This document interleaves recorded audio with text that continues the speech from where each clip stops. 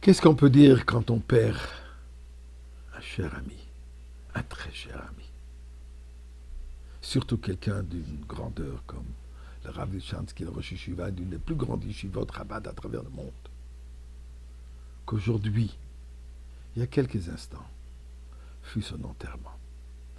Avant que je partage avec vous ce que je pense, ce que j'ai au cœur, disons ensemble le Mizmor, le Toda, chapitre 100 de Tilim, pour toutes les bontés que Dieu fait. Mizmor le Soy de Ril Adonai Kol Haaretz. Ivdu es Adonai B'Simcha Boy Lefanav Benon Aduk Adonai Elimu Asana V'Lo Nachma Amoy V'Tzoy Marisa Boy Shor B'Soy de Chatzorisa B'Sila Hoy de le Baruch Shemoy Kitoy V'Adonai L'Olam Chazda V'Yadoy V'Odoy Amunasoy. Donnons de la tzedaka en priant pour le bien de Am Israël. Providence divine a fait en tel que, comme je disais, mon cher ami Itche est décédé ce Shabbat. Shabbat Parshat Va'atat Tetzaveh, la paracha de la Torah. La seule et unique paracha depuis la naissance de Moshe Rabbeinu que son nom n'est pas mentionné. Chassidut nous explique, la raison est puisqu'on parle du niveau de Moshe Rabbeinu qui est au-delà de nom, l'essence même de Moshe Rabbeinu. Et ceci le lendemain de Zayin Adar, le 7e jour du mois de Hadar, le jour de la naissance et de la disparition de Moshe Rabbeinu. Itche, un individu corps et âme dévoué au Moshe Rabbeinu. Alors, je voudrais expliquer un petit point sur le sujet de Moshe Rabbeinu, sur le fait que nous disons tous les jours, Vayaminu Bashem uve Moshe Avdo, le dit la Torah. On a eu la foi en Dieu et en Moshe Rabbeinu. Le Zohar de nous dire que celui qui a la foi, celui qui croit en Moshe Rabbeinu, est comme s'il croit en Dieu. Explique. Moshe Rabbeinu est considéré, comme dit dans le Zohar, Raya Mehemda, le berger fidèle. Mais ceci veut aussi dire celui qui est le berger de Mehemna de la foi. Moshe Rabbeinu est le pourvoyeur de la foi d'Israël. Il est une source et le canal de sa foi en Akadosh Baruch en Dieu.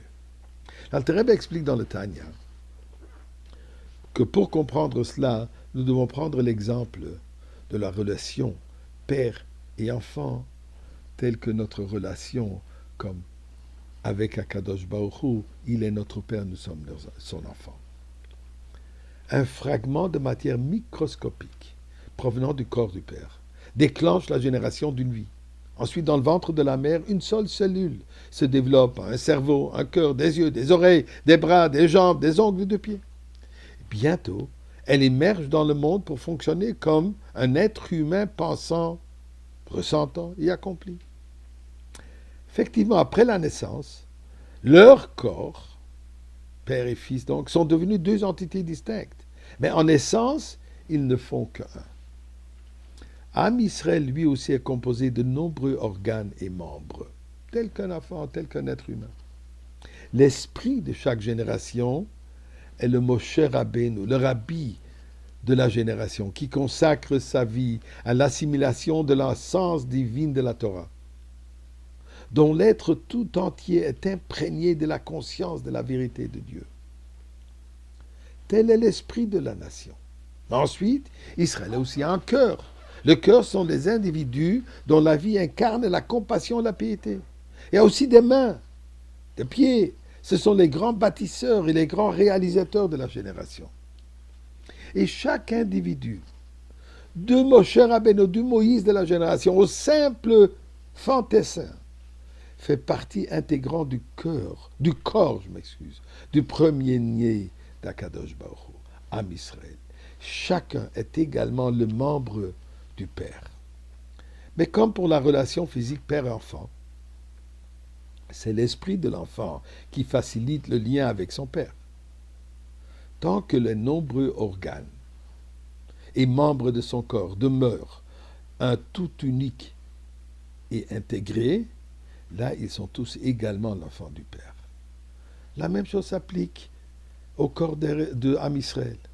C'est notre lien vital avec notre esprit, le sage, le rabbi de la génération, qui nous intègre en un tout unique et nous imprègne de notre connexion avec notre Créateur, Akadosh Baruch Hu. Il est vrai qu'un juif ne peut jamais rompre son lien avec Dieu.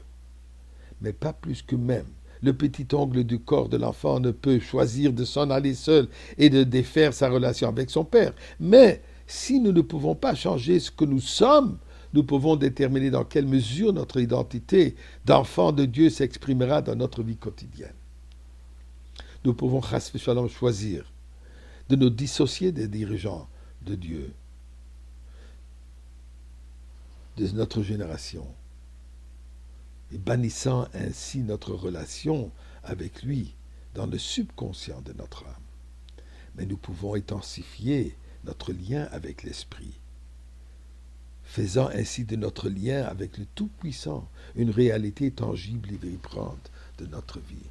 Ça, c'était mon ami Itche, complètement dévoué, intégré, attaché. Et je ne doute pas que maintenant, il se trouve devant Kadosh Baruch Hu et plaide Dieu de nous renvoyer le Rabbi pour nous sortir de l'exil maintenant.